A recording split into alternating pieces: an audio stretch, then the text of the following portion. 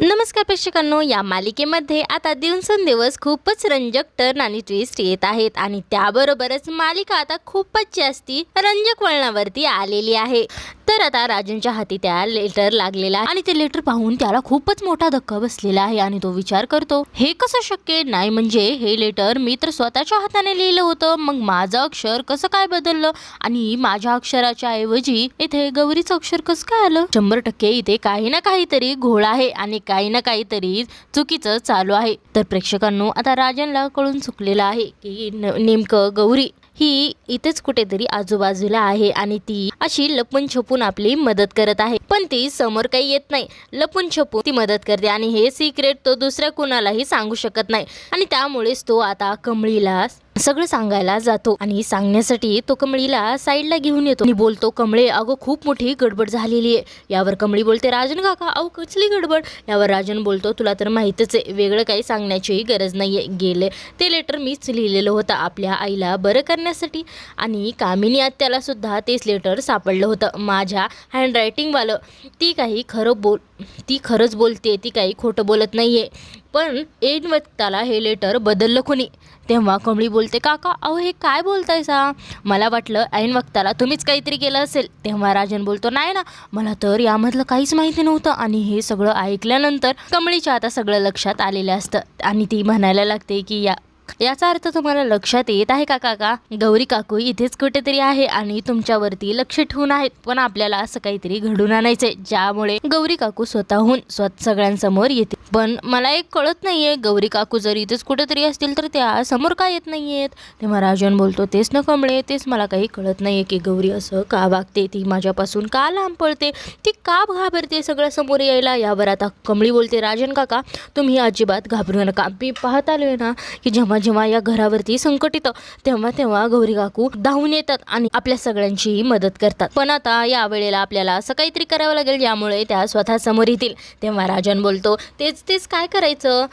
यावर कमळी बोलते, अहो मी असताना टेन्शन घेऊ नका, हे बघा तुमच्यावरती किंवा आजींवरती एखादं लय मोठं संकट आलं, जर खूप मोठं संकट आणायचं ना आपण ज्यामुळे गौरी काकू यांना समोर यावंच लागेल आणि त्यांच्याकडे दुसरा पर्यायच उरणार नाही आणि अशा प्रकारे जबरदस्त दोघ जणांनी प्लॅन बनवला असतो आणि तो प्लॅन असतो की भाड्यांच्या गुंड्यांना बोलवून आणायचं आणि आजींवरती हल्ला करायला लावायचा आणि गौरी काकूंना हे काही सहन होणार नाही आणि त्या आपोआपच सगळ्यांच्या समोर येतील आणि राजांना सुद्धा ही आयडिया पटली असते।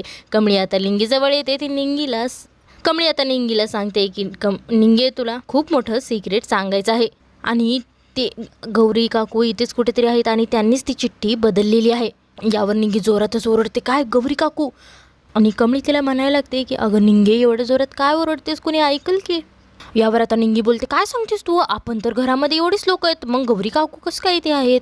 यावर कमळी बोलते, तेच तर आपल्याला शोधून काढायचं आहे ना, कारण चिठ्ठी बदलली गेलेली आहे, म्हणजे त्या इथे आणि हा सगळा कारनामा त्यांनीच केलेला आहे, म्हणजे त्या इथेच कुठेतरी आजूबाजूला आहेत आणि आपल्यावरती लक्ष ठेवून आहेत, पण त्या काही समोर येत नाहीयेत आणि आपण त्यांना फक्त समोर आणायचं नाही। अशा प्रकारे खूप मोठी भन्नाट युक्ती जी काही राजन आणि कमळीने ठरवलेली होती, जो काही प्लॅन आखलेला होता, तो आता सगळा प्लॅन कमळी निंगीला सांगून टाकते आणि पुढे आता आणि इकडे आपण पाहतो तर काय ऋषी आता कमळीला शोधत असतो।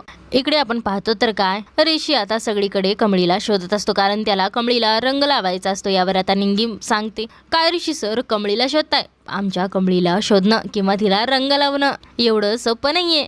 यावर ऋषी म्हणतो, मी सुद्धा ऋषी आहे, कमळीला तर रंग मी लावूनच राहणार। हे सगळं दुरून अनिका पाहत असते आणि अनिकाला खूप जास्ती राग आला असतो, ती म्हणत असते, ग्रॅनियांची अगं बघ ना, हा ऋष त्या गावछापच्या मागे का लागतोय ना, तेच मला कळत नाहीये। यावर आता कामिनी म्हणायला लागते, अनिका मी आहे ना, ही आजी अजून जिवंत आहे, त्यामुळे तुला टेन्शन घ्यायची काही एक गरज नाहीये। हे बघ अनिका, माझ्या हातामध्ये काय दिसते का तुला। यावर अनिका म्हणते, काय गंजी। तेव्हा कामिनी बोलते, ज्याची तू कल्पना सुद्धा केली नशील, हा पदार्थ आपण रंगात मिक्स करायचा आणि तो रंग या कमळीला लावायचा, मग काय ते कमळी चेहरा दाखवायचा लायकीचा सुद्धा राहणार नाही आणि ऋषी काय काळं कुत्र सुद्धा तिला पाहणार नाही आणि अनिकाला खूप जास्ती हा प्लॅन आवडलेला असतो। ती बोलते, ग्रॅनी आजी यू आर ग्रेट, तसं माझ्या ऋषीला या गावछापमध्ये काय इंटरेस्ट आहे ना ते काही माहिती नाही, पण जेव्हा ती गावछाप अगली दिसेल, एलियनसारखी दिसेल ना, तेव्हा माझा ऋष तिच्याकडे पाहणार सुद्धा नाही। आणि मग तो फक्त माझा असेल या अनिकाचा. राणी आजी I love you so much. तेव्हा कामिनी बोलते, अनिका अगं जरा हळू, हा प्लॅन फक्त आपल्या दोघीतच ठेवायचा आहे, सगळ्या जगाला कळू द्यायचा नाही. आणि अशा पद्धतीचा खूपच घाणेरडा आणि खूप जास्ती खालच्या थराचा प्लॅन या कामिनीने बनवलेला असतो. हे सगळं तिथेच थांबलेली सरू ऐकते आणि सरूचं बारीक लक्षच या सगळ्यांवरती असतं प्रेक्षकांनो. आणि हे सगळं ऐकल्यानंतर सरू अशी गपचिप कशी बसेल. आणि सरू आता मनातल्या मनात बोलते, काय आता या चटकिनीने एवढ्या खालच्या थराचा प्लॅन बनवलाय आणि माझ्या कमळीचं, माझ्या मुलीचं तोंड काळं करायला निघलात. पण मी असं होऊ देणार नाही आणि रंगाचं मी भांड बदलणार. आणि त्यामुळेच प्रेक्षकांनो आता जो कलर अनिका कमळीला लावणार होती तो कलर आता स्वतः अनिकाच्या तोंडाला फासलेला आहे. आणि इकडे आता कामिनी रागिनी दोघीजणी इकडे सगळे खाण्यापिण्याच्या गोष्टी सर्व करत थांबलेल्या असतात. आणि हे सगळं करून रागिनीला खूप जास्ती वैताग आलेला असतो. ती म्हणायला लागते, आई मला जाम वैताग आलाय, सकाळपासून पाणीपुरी तयार करून माझे हात तर दुखू लागलेत, मला तर काय करावं काय नाही काही कळतच नाहीये.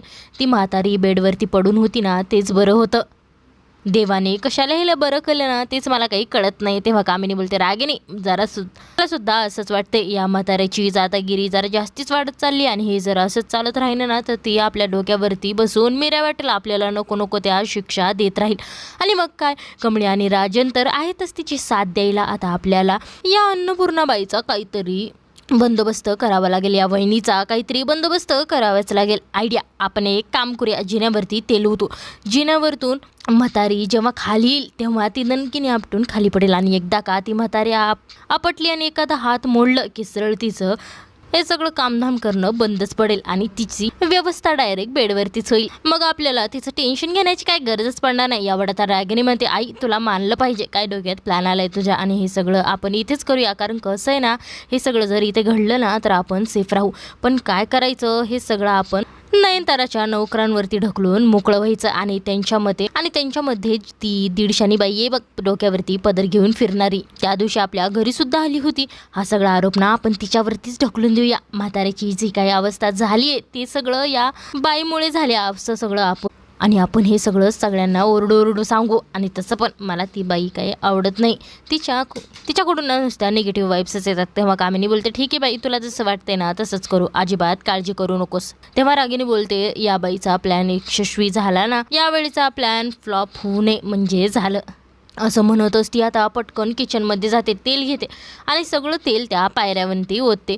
तिला माहिती असतं की आजी आता खाली येणार आहे आणि आता त्याप्रमाणेच घडतं. आजी आता पूजाचं हातात ताट घेऊन त्या खाली उतरत असतात.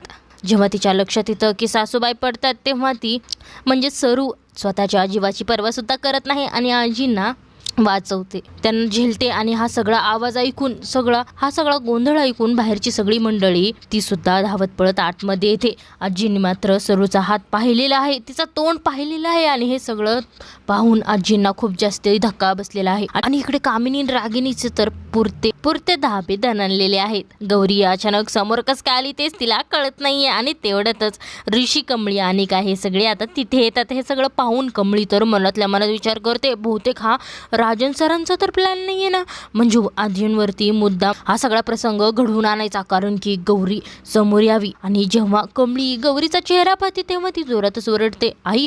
यावर निंगी म्हणते, कमळे अगं हे तर आपली सरू काकी आहे, ही इथं कसं काय आली. तेवढ्यातच आजी बोलते, कामिनी बघ, अखेर माझी सून माझ्या समोर आली नाही, म्हणजे काल तू माझ्या नातीला खोटं पाडण्याचा खूप जास्ती प्रयत्न केलास, पण देवाने आज माझी नात आणि सून दोन्ही माझ्याकडे परत पाठवले आहेत.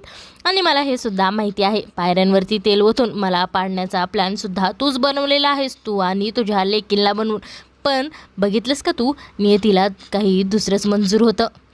शेवटी नियतीने माझ्या नातीला, माझ्या सुनीला माझ्याजवळ पाठवलंच. अखेर माझ्या सगळ्या माणसांना नियतीने माझ्याजवळ पाठवलंच. पण या कामिलीला काय होतं काय माहीत.